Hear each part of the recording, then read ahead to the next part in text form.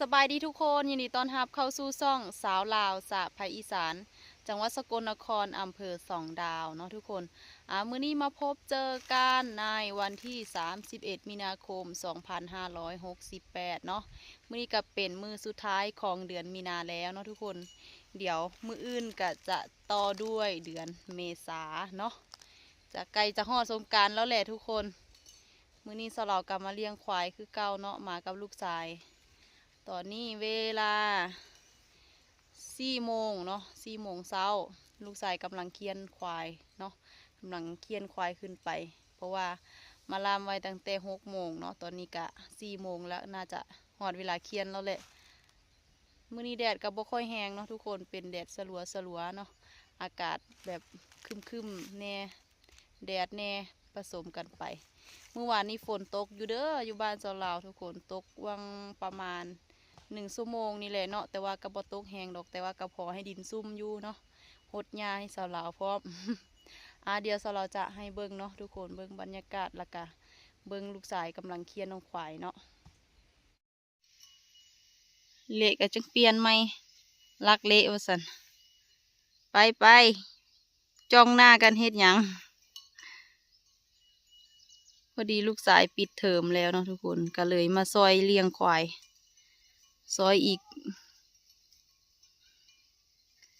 นั่นเอาไปล่ามให้ถึงจากน้อยเที่ยงกะเอาไว้ห่มซ้ำสามาซอยอีกแหงนึงเนาะกะพอได้สบายย้อนอยู่อีกเปิดเทอมนี่ล่ะสลอกะสิได้เลี้ยงคนเดียวคือเก่ามันเป็นอีหยังมันพันบ่พันโอ้ยเสือกพันนางมะลิเอ้ยนางมะลิน้ำ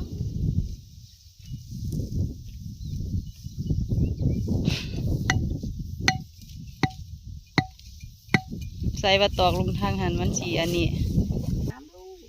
บ่ใส่ว่าเอาทางนั้นตอกมันสิแตกสันดอกก็มันตอกว่าถือเนาะบ่แม่นนี่ว่านั่นจะมาตอกดูมึงนี่เอา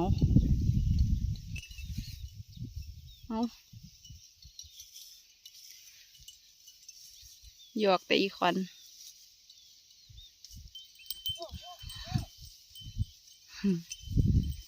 แดดบ่ฮ้อนอยู่สบายคนก็สบายควายก็สบายกินบัดนี้หญ้าก็หลายวันนี้ฝนตกใส่แห้งสีโป่งอีกเมื่อวานนี้ตกใส่พอได้ซุ่มอยู่เบิ่งดูขี่หันหน้าว่าสั่นหันหน้าไปจังได้เฝ้าไปเอาบักปีใหม่ขึ้นมาไว้ลูกนั่น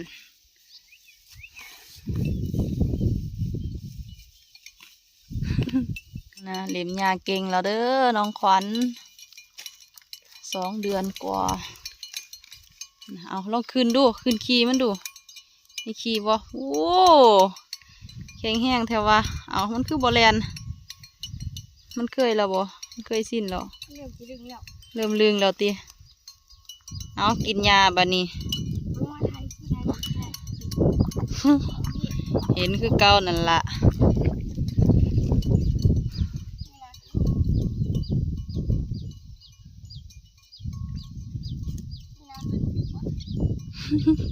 มันกินหญ้าเนาะ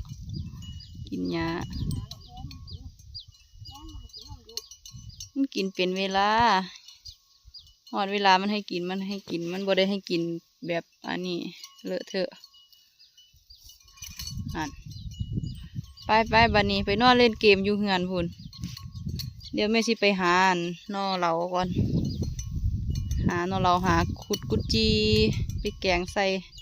เมื่อวานนี้ไปขุดได้หลายมาขุดได้หลายยุบแกงใส่หน่อไม้ได้หน่อเดียวหนึ่งแบ่งให้ปูกินถ้วยหนึ่งเจ้าของกินถ้วยหนึ่งพอดีกินอิ่มพอดีเบิดไปเข้าเมืองบัดนี้เงยหยอกหีคุยตายเบื่อบ่อย่าตายเบื่อยังมากอีหยังนี่มากพอลู มีอันหมากเหลืองๆอยู่แต่ว่าจักกระตอกกระแตหรือว่าอหยังกระตอกก็ลักสิว่ากระตอกหรือกระแล กระแตหรือกระหอกกินนี่กระแตคือแม่งอีหยังวะคือตัวอีหยังวะอยู่ฝั่งเราวเอิ้นว่าอีหยังวะเอิ้นว่ากระแตบ่วะหรือว่าเอิ้นอีหยัง มาแต่กันละมั้ง แม่นบ่ นี่มันมาสีบีบได้แตกเปาะ อืมอืม มันสุกแล้วบอกแค่เอ้ยจะมีโตอย่างมากเลยมันบินมาเรื่องบินมาเรื่องสีดำ จังไดล่ะสู้แล้วบ่หัน นี่50นี่ อู้หมากบ่ใหญ่หมากบ่ใหญ่เว้ย ถ้าไม่มีตัวยังกิน บ่มีอันนี้ก็มีหูจอแล้วไดรสชาติเป็นจังได หวาน รีวิวสิ คล้ายๆบักกระทกลกภาษาอีสานเอื่นว่าบักกระทกลก ภาษากลางเด้ บ่รู้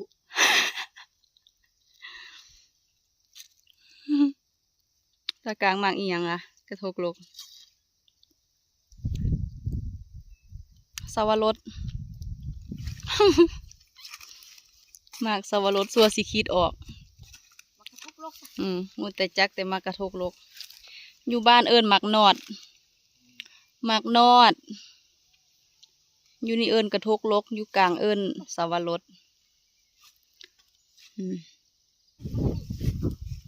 มันทายคืนบ่ทันโอ้ย มีเบิ่งชัดๆได้ครับ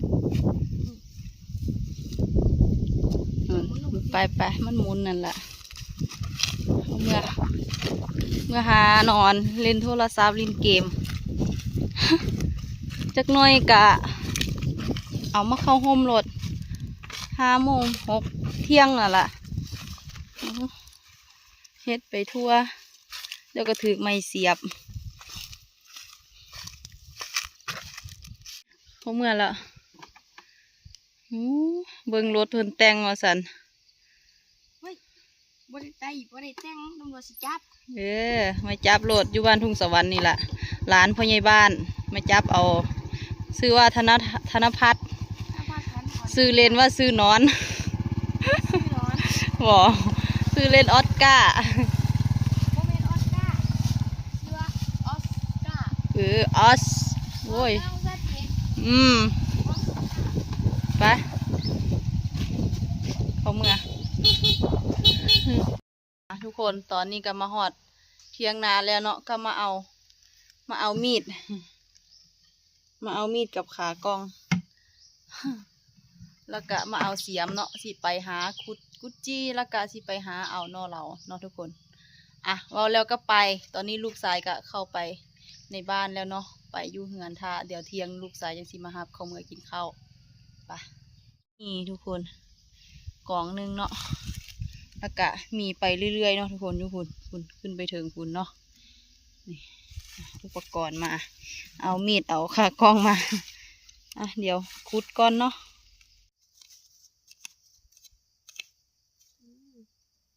จีงุมทุกคนตัวใหญ่ๆจ้าอู้เดี๋ยวสิทอนไว้นี่ก่อนมีนี่ตัวน้อยใส่แล้วมีอีกนี่ได้สับตัวน้อยนี่ปาดพี่น้องเอ้ยมันสิหนีปะก่อนเอาใส่คุก่อนปาดกล่องนี้คือสีลายแท้ทุกคนปาดสะใจเก็บเลยวะเก็บยังสะใจเลยเบิ้ง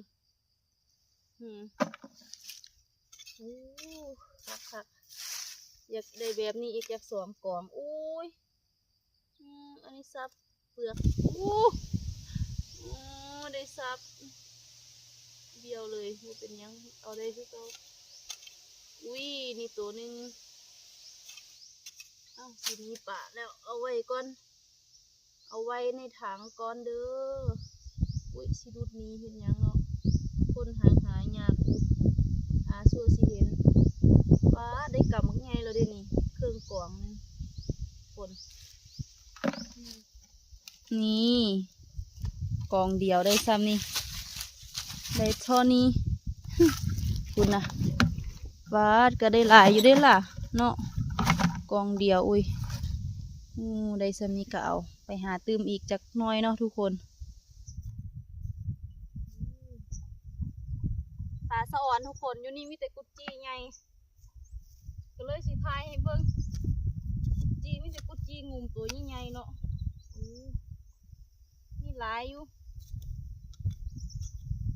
ตัวใหญ่ๆดำๆนะนั่นนี่ใส่ละ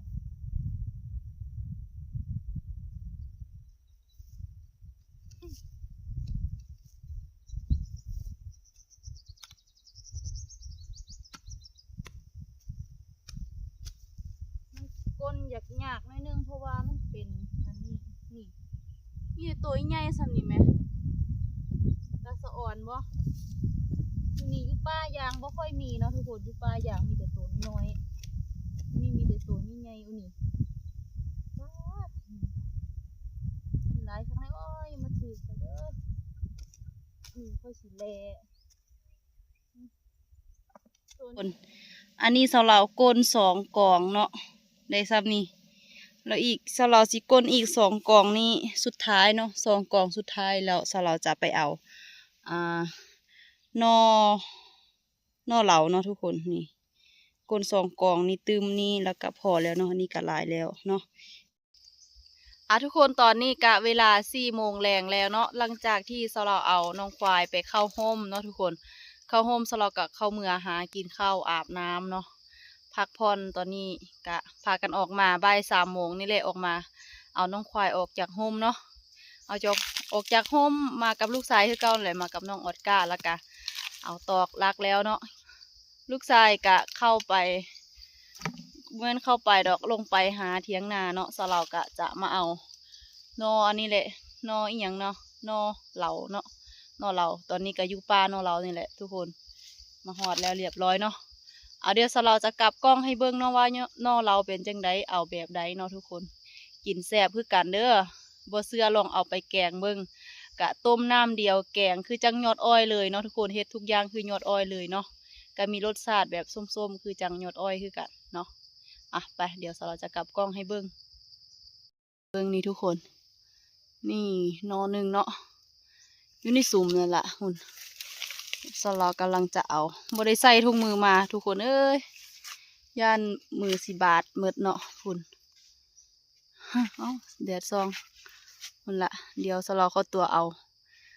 ออกมาก่อนเนาะจังสีให้เบิ่งจังสีปอกให้เบิ่งอีกเดือนนึงใส่ให้จับกล้องเลยกล้องไม่ได้เอามามีดกันน้อยๆมาสั่นสิบาทนี่เอาแบบนี้เลย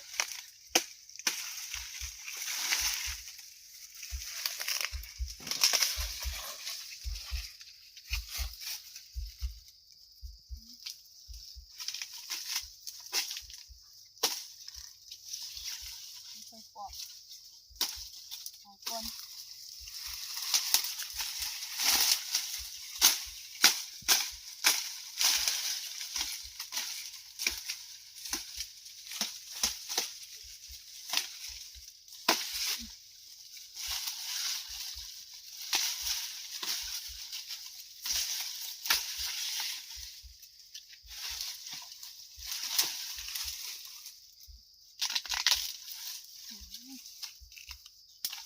งามขึ้นไงเหรอโอเคทุกคนได้ซ้ำนี้เนาะตอนนี้ก็เวลา4:20 นาทีเนาะทุกคนนี่แหละได้ซ้ำนี้เอาแต่พอกินเนาะเดี๋ยวจะเหมือปอกอยู่เถียงนาเนาะทุกคนเอาลงไปปอกอยู่พุ่นน้ำกันกับลูกสายเนาะไปก่อนไปเถียงนาให้เบิ่งจักหน่อยมองเสาเราเอาหุ่นนะ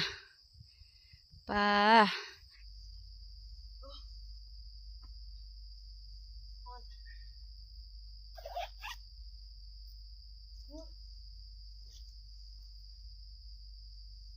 พันคายมาปอกน้ำกันมันมาปอกน้ำกัน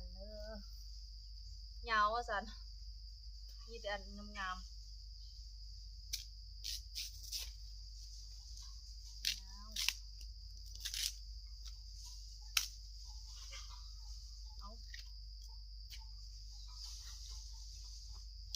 อะไรไข่ย่อย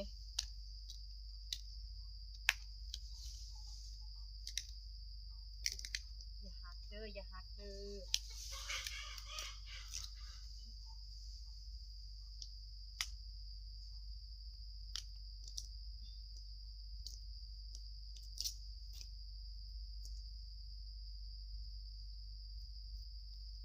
ก็จะได้ประมาณนี้เนาะยาวเอาไว้นี่ก่อนแนวกินมันหลายมันบ่อันนี่เปลือกมันบ่อันนี่ปานใดบ่ค่อยหลายปานใด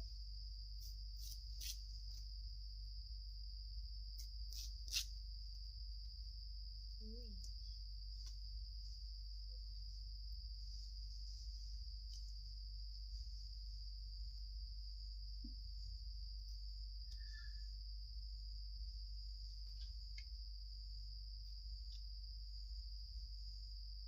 นี่ให้งามกว่าหมู่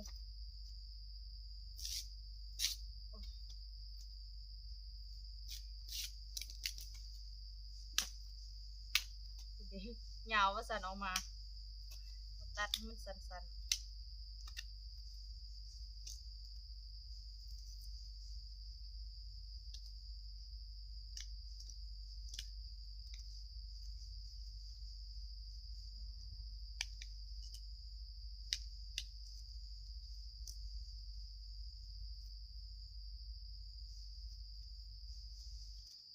สำเร็จเนาะทุกคนได้ซ้ำนี้ได้ซ้ำยอดอ้อยที่เขาเจ้าขายอยู่ในตลาด50 บาทเนาะซ้ำนี่แหละแต่ว่ายอดอ้อยจะบ่ใหญ่ซ้ำนี้ยอดอ้อยจะเหลียวกว่านี้ใส่ถุงยางไว้ต้มมื้อแลง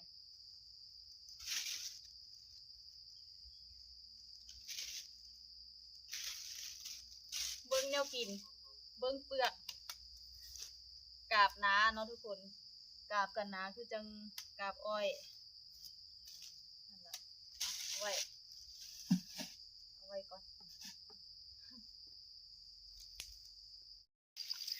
ทุกคนตอนนี้กะผลงานสลาวก็เป็นที่น่าพอใจเนาะทุกคนผลงานมื้อนี้เนาะไปคุดจีกุดจี้ไปคุดกุดจี้กะได้ซ้ำนี้แหละได้ถ้วยน้อยเนาะถ้วยน้อยซ้ำนี้แหละทุกคนแล้วก็ไปเอาอันนี้เอานอนี่ก็ได้แต่นอใหญ่ๆอวบๆเนาะงามๆเป็นตาแซ่บทั้งนั้นเลยเนาะเดี๋ยวเราจะไปเบิ้งน้องควายเนาะทุกคนตอนนี้ก็เวลา5 โมงแล้วเนาะ5 โมงแรงแล้วเดี๋ยวอีก30 นาทีเนาะจะเอาน้องควายเข้ามาเข้าโฮมเข้าคอกเนาะไปจังใดกะฝากกดไลค์กดแชร์กดติดตามเป็นกำลังใจให้ทั้งช่องสาวลาวสาภาอีสานนำเด้อทุกคนฝากเป็นกำลังแรงแห่งใจเนาะแล้วก็ขอบใจหลายๆขอบคุณมากๆสำหรับทุกกำลังแรงแห่งใจทุกการคอมเมนต์ทุกยอดไลค์ยอดแชร์เนาะทุกยอดไลค์ยอดแชร์ที่คอมเมนต์เข้ามาแลกเปลี่ยนความคิดเห็นกันเนาะทุกคนสลอกะบ่ได้ไปทางใดกะทายแต่อยู่น้ำควายเนาะบางเทื่อติดภารกิจติดธุระนั่นนี่ยากกะบ่ได้ทายให้ทุกคนในเบิ่งกะขอโทษขออภัยหลายๆเนาะเดี๋ยวคลิปนี้สลาวจะขอตัวลาทุกคนไปก่อนเด้อเอาไว้พบเจอกันในคลิปหน้าสบายดี